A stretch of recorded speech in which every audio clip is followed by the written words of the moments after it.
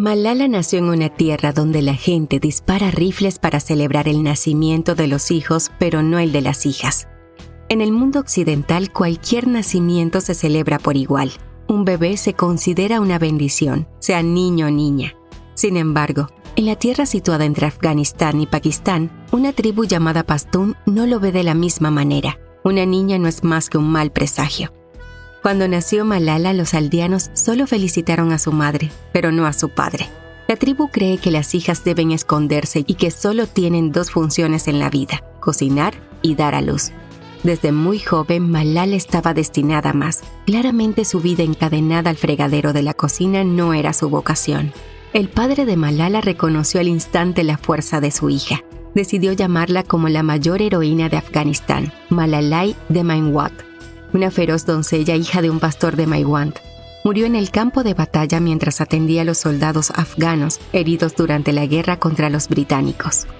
El padre de Malala, Ziauddin Yousafzai, se enamoró de su hija en cuanto la vio. Se negó a creer en los malos presagios sobre el nacimiento de una niña.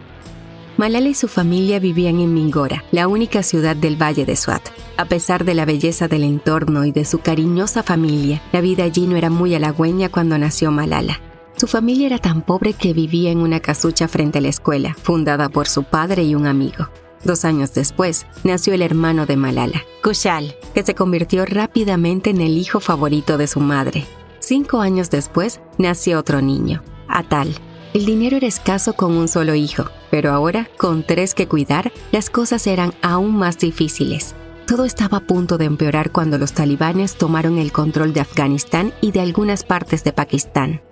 En los siguientes capítulos de este resumen conocerás la vida de Malala, la valiente joven que arriesgó su vida para enfrentarse al régimen opresivo de los talibanes y desafió su prohibición de educar a las niñas. El padre de Malala consideraba que la educación era un derecho para todos, hombres o mujeres. La madre de Malala, Turpekai Yousafzai, era analfabeta. Sin embargo, en sus primeros años había mostrado la misma chispa y motivación que Malala. A los 6 años era la última niña de su clase rodeada de niños, pero a ella no le importaba. En realidad, le entusiasmaba el hecho de que iba a aprender algo.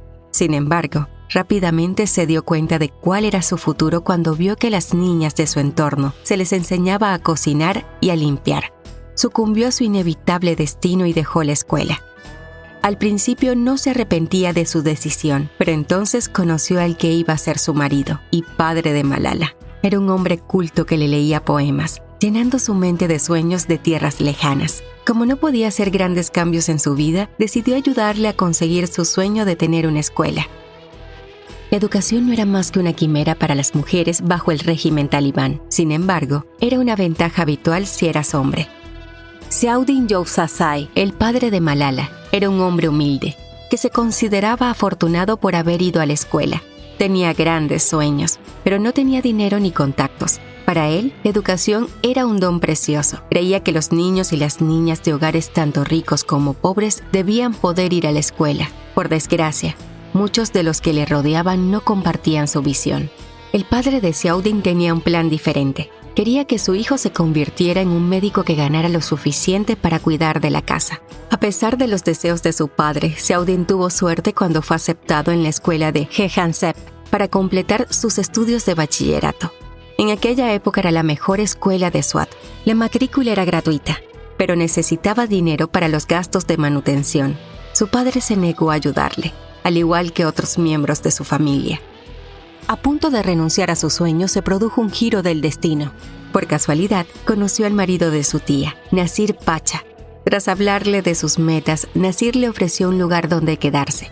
Estaba muy contento. Se convirtieron en su segunda familia y se alojó en su casa en Spal Bandi.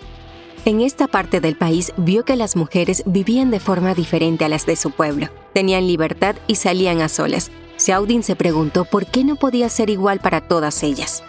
Malala nació en un momento difícil de la política mundial, pero su familia se mantuvo unida. Malala nació el 12 de julio de 1997. Su padre había conseguido abrir una escuela en la que enseñaba inglés, pero el número de alumnos disminuía y el dinero era escaso. A pesar de las dificultades, la familia se mantuvo unida. Cuando nació Malala lo tomaron como un buen augurio, sin importar lo que la tribu les dijera sobre el nacimiento de una niña. Parecía que sus esperanzas estaban bien fundadas. Unos meses después de su nacimiento se produjo un repentino cambio de suerte. El número de alumnos aumentó a 100. Por fin había dinero para pagar los sueldos de los profesores y el alquiler, aunque quedaba poco para la comida. A pesar de sus dificultades, la vida parecía ir bien. La familia comenzó a pensar de forma optimista sobre el futuro. Sin embargo, la esperanza es frágil. Durante la tarde del 11 de septiembre de 2001 se produjo una gran conmoción en el valle. Empezaba a filtrarse lentamente la noticia de que el World Trade Center de Nueva York había sido atacado. Malala solo tenía 4 años y su mundo estaba a punto de cambiar. Después de que Al-Qaeda atacara el World Trade Center el 11 de septiembre, Osama Bin Laden se escondió en Afganistán, donde muchos lugareños lo alabaron como a un héroe. Cuando Osama Bin Laden se escondió, huyó del este de Afganistán a Qurram y aprovechó la hospitalidad pastuna, pasando un año escondido en una remota aldea de Swat. Más de 12,000 hombres de la zona fueron a ayudar a los talibanes y nunca regresaron. Los pastunes no estaban contentos de verse atrapados en medio y les preocupaban las represalias de los estadounidenses. Todo esto estaba demasiado cerca de casa para Malala y su familia. Cuando Malala se hizo mayor, quiso ayudar a la gente, especialmente a niños que eran demasiado pobres para ir a la escuela. Estaba claro que había heredado parte de la pasión de su padre por la educación y la ayuda a los demás. Sintiéndose impotente, escribió una carta sobre su situación a Dios, pero no tenía idea de cómo entregarla. Al final, la enrolló y la lanzó al río Swat, donde creía que Dios la encontraría. ¿Sabías qué? Malala fue galardonada con el Premio Nobel de la Paz en 2014, por sus esfuerzos en defensa de los derechos de todos los niños a recibir una educación. Cuando se extiende la desinformación, un muftí inexperto es un peligro para la fe. Si la vida era difícil antes, estaba a punto de ser mucho peor para Malala, que entonces tenía 10 años, y su familia. Cuando los talibanes llegaron a su distrito, el líder del grupo se aprovechó de la falta de comprensión del árabe de los ciudadanos y lo utilizó para crear terror y desinformación. Durante mucho tiempo, los mulás fueron aficionados a malinterpretar el Hadish y el Corán para adaptarlos a sus propias creencias. Un año después, los hombres de Fazlullah empezaron a matar a los Khans y a los activistas políticos y destruyeron las estatuas de Buda, una parte de la historia de Swat. Al poco tiempo, tomaron el control de los pueblos. Los agentes de policía huyeron para evitar ser asesinados. Los talibanes impusieron duras normas a la vida en el valle. Las mujeres se vieron obligadas a volver al hogar familiar y no se les permitía salir sin un tutor masculino. Se establecieron castigos extremos para las faltas y los delitos menores, como el robo y el adulterio. La vida era oscura y había pocas esperanzas, pero los padres de Malala hicieron todo lo que pudieron para intentar mantener el calor y la felicidad en el hogar familiar. En el distrito de Swat, donde vivía Malala, los grupos yihadistas eran libres de hacer lo que querían, aceptaron abiertamente contribuciones y reclutaron hombres. Para restablecer la paz en Pakistán, Estados Unidos pidió al general Musharraf que dimitiera para que Benazir Bhutto, la hija del ex primer ministro, pudiera volver del exilio y convertirse en primera ministra. Ella simbolizaba el fin de la dictadura y el comienzo de la democracia, un faro de fuerza y esperanza para el mundo. Los talibanes se negaron a marcharse e impusieron sus reglas con más fuerza. Por cada pequeño rayo de luz, volvía a la oscuridad. Esa pequeña esperanza de un sueño democrático se extinguió cuando un terrorista suicida se inmoló junto al coche de Bhutto en un mitin electoral en Liaquat Bagh. Cuantas más entrevistas concedía Malala, más confianza y apoyo recibía. Ziauddin y sus amigos denunciaron las atrocidades que los talibanes estaban cometiendo en el valle de Swat. Al ver a su padre tan apasionado por defender sus derechos, Malala se sintió motivada para hacer lo mismo. Sabía que sería un riesgo, pero no podía quedarse de brazos cruzados. Así que empezó a hablar de los derechos de todas las niñas. Su padre le advirtió que debía tener cuidado, pero también respetaba la pasión y el fuego interior de su hija. Por supuesto, a los talibanes no les gustó que los criticaran y demostraron quién mandaba volando por los aires las 2 escuelas más importantes de la región: el Colegio Excelsior y el Colegio Convento Sangota. Para finales de 2008 en total ya habían destruido unas 400 escuelas.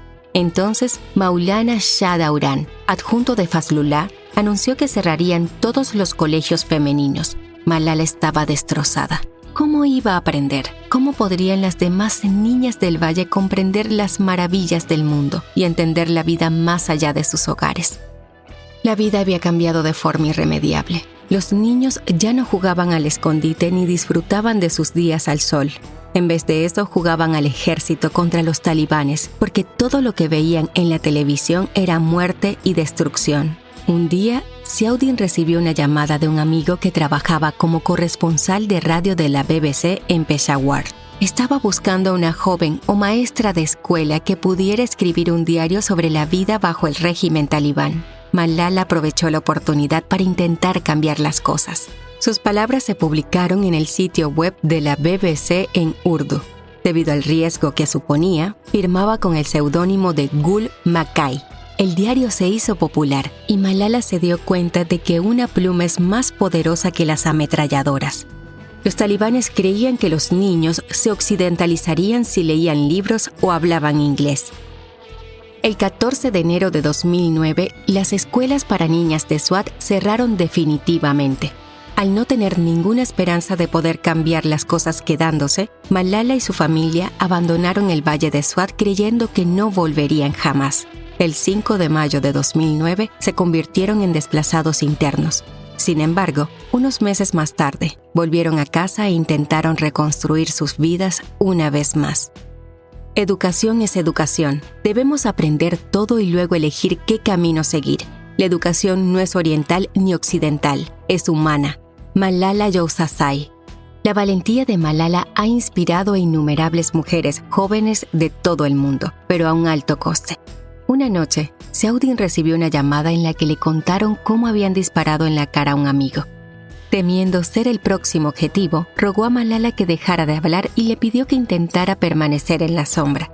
Desesperado por proteger a su hija, le pidió que dejara de volver a caminar sola a casa y empezara a irse a la escuela en autobús. A pesar de hacer todo lo posible por mantener a su hija fuera de peligro, los talibanes buscaron salirse con la suya. Habiendo identificado a Malala como una alborotadora, querían hacer una declaración de intenciones ante sus menguantes partidarios. Así que, un martes por la tarde, 2 hombres saltaron delante del autobús escolar y dispararon directamente a su cara. Si un hombre puede destruirlo todo, ¿por qué una chica no puede cambiarlo? Malala Yousafzai. Malala estaba viva, pero su estado era crítico. Su familia corrió al hospital. Una tomografía computarizada reveló que la bala le había atravesado la frente, pero afortunadamente no había tocado el cerebro. La trasladaron a un hospital más preparado para realizarle más pruebas. Esta vez el escáner mostró que la bala había hecho saltar partículas de hueso y había dañado la membrana cerebral. El panorama era extremadamente sombrío para ella. Los talibanes reivindicaron el ataque contra Malala alegando que promovía la cultura occidental. Cuando por fin se despertó, estaba confundida. ¿Por qué estaba en una cama de hospital? ¿Dónde estaba su familia? ¿Por qué oía diferentes acentos a su alrededor? En el momento del ataque, el subdirector médico de los hospitales universitarios de Birmingham estaba en Pakistán. Organizó el traslado de Malala a Birmingham, en el Reino Unido, para que la operaran para salvarle la vida. La llevaron inconsciente en avión mientras su familia permanecía en Pakistán. Gracias a un golpe de suerte, un médico experimentado estaba en el lugar adecuado, en el momento adecuado. 16 días después del tiroteo, su familia voló a Birmingham para visitarla. Los talibanes no habían conseguido matarla, pero durante un tiempo le robaron la sonrisa. Fue un camino largo y extremadamente doloroso para ella y su familia. Tras varias intervenciones quirúrgicas, finalmente recibió el alta en 2013. Se quedó a vivir con los suyos en su nuevo apartamento de Birmingham. Malala es una prueba viviente e inspiradora de que defender tus derechos, incluso ante el peligro, nunca es una pérdida de tiempo. Malala tiene muy buenos recuerdos de su infancia en Swat y sigue considerando la zona como el lugar más hermoso del mundo. Durante su niñez, ella y su familia no llevaron una vida cómoda. Su padre luchaba por llegar a fin de mes. Vivían con lo que él conseguía reunir en la escuela local que dirigía. Tras el 11 de septiembre y la respuesta de Estados Unidos al ataque, los líderes religiosos y los extremistas adquirieron cada vez más fuerza en Swat. Bajo el mandato de Maulana Fazlullah, la presencia talibán creció en las ciudades, junto con las de otros militantes islámicos que sometieron a la población a grandes dosis de terror. Las mujeres eran obligadas a permanecer en casa y solo podían salir si las acompañaba un hombre. Cualquiera que se atreviera a enfrentarse a los talibanes era azotado o asesinado. El grupo también patrullaba las calles para hacer cumplir sus órdenes y destruir todo lo que consideraban antiislámico. A pesar de todo, Malala desafió sus órdenes y siguió yendo a la escuela. Incluso habló en muchas entrevistas contra el reinado de terror de los talibanes. Ahora sabemos que en octubre de 2012 los talibanes le dispararon en la cabeza. Tuvo que ser trasladada en avión a un hospital en Birmingham, Reino Unido, para someterse a una serie de operaciones quirúrgicas y de rehabilitación que le salvaron la vida. Por una cuestión de probabilidades, Malala no debería haber sobrevivido. Sin embargo, contra todo pronóstico, lo hizo y pudo contar su historia al mundo y continuar su labor como activista. Hoy, Swat es más pacífica que otras regiones de la región, pero se puede ver a los militares buscando a los talibanes por todas partes. El valle ya no es un santuario para turistas, ahora es un lugar aterrador. Muchas cosas, como la libertad de religión, la libertad de expresión y el derecho a la educación son solo un sueño para la mayoría de la gente en países como Pakistán. Malala sigue defendiendo el derecho de las niñas a ir a la escuela sin miedo. Se ha recuperado completamente y vive en Inglaterra con su familia. Aunque seguro que Malala nunca sonreirá recordando su viaje, puede estar muy orgullosa de su trabajo. Ha inspirado a innumerables niñas en todo el mundo, no solo en su país. Educación es un derecho, independientemente del género.